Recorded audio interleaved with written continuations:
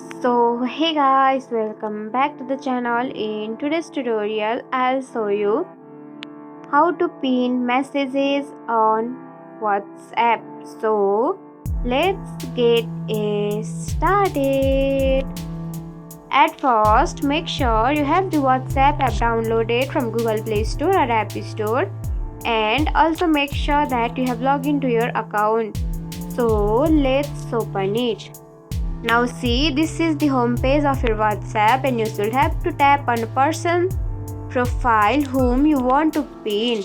So just tap on it until you will see the option of pin, delete, mute and many more. So on the top right option, you should have to tap on pinned icon, which is available on the first icon. So tap on it. Now on the right side of the screen and on the lower bottom of the screen, you can see the icon of pinned.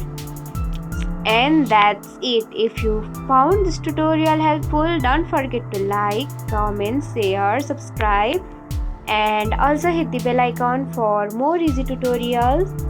I'll see you in the next video. Till then, bye bye, take care, have a great day.